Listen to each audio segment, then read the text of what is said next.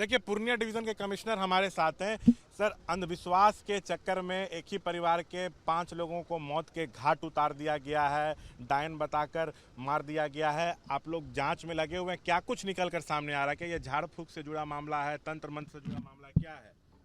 देखिए, प्रथम दृष्टिया ये झाड़ फूक और तंत्र मंत्र से जुड़ा मामला ही है, जो मीडिया में भी आया है और यहाँ पे स्थानीय स्तर पे भी प्रथम दृष्टिया ये इन्फॉर्मेशन है। एफआईआर हो गई है, 3 अरेस्टिंग हुई है। उसमें जो मेन जिन्होंने तंत्र मंत्र में जिनके बारे में उनका रोल बहुत सीरियस आ रहा है कि उन लोगों ने शायद कन्विंस किया है कम्युनिटी को कि हाँ, इन लोगों के कारण ही इस तरह की बात हुई है, जो मीडिया में आया है। बच्चे की मौत हो गई, जो एक बच्चे की मौत हो गई है, तो ये झाड़ फूक में झाड़ फूक आरोप इसी परिवार पे लगा। आरोप इसी परिवार पे लगा है। अब क्योंकि एफआईआर हुआ है, अब इन्वेस्टिगेशन होने दीजिए, इन्वेस्टिगेशन में सारी बातें आएंगी।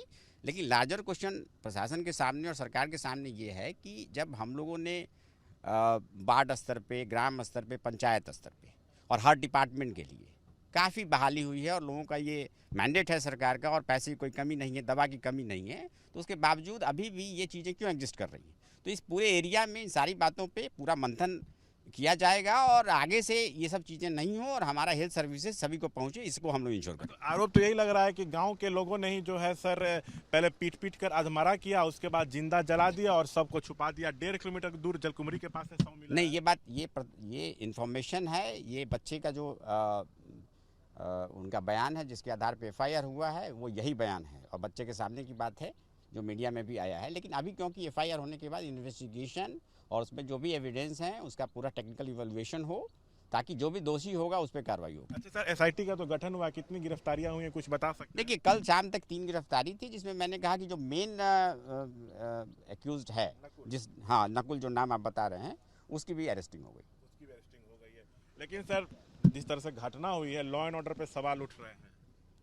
नहीं, ये घटना तो दुखद है ही और ये बहुत चिंताजनक बात है और इस पे सरकार बहुत ज़्यादा गंभीर है और प्रशासन इसमें हर पहलू पे पूरी कार्रवाई करेगा और हमारे जो कर्मी हैं उनका देखा पूरी हम लोग जांच करेंगे, वो कहाँ थे, कहाँ रहते हैं, पंचायत सचिव पंचायत क्षेत्र में रहते हैं कि नहीं, वार्ड सदस्य का क्या रोल था, विकास मित्र का क्या रोल था, ये सारा चीज़ अभी हम देखिए, अभी हम लोगों ने एसडीएम और एसडीपीओ की संयुक्त जाँच दिया हुआ है, ठीक है, क्योंकि ये बहुत विभत्स घटना है, इसके लिए मैं स्वयं देखने आया हूँ। को भी मैंने देखा है, उनका स्पॉट को भी देखा है, कुछ इंस्ट्रक्शंस मैंने इन लोगों को दिए हैं, इसकी पूरी जांच होगी और जो सरकारी लोग हैं इसमें, जिन्होंने जो यह आरोप आ रहा है कि यह चीज़ें 3 दिनों से बिल्डअप हो रहा था इस क्षेत्र में और उन लोगों ने सूचना कहीं नहीं दिया, चौकीदार शायद नहीं है, इस तरह की भी बात आ रही है, तो इस सारी बातों पर बहुत गहनता से जाँच होगी और बहुत सख्त कार्रवाई होगी। तो ये है बातचीत करते हुए पूर्णिया डिवीजन के कमिश्नर, जो कह रहे हैं कि सख्त कार्रवाई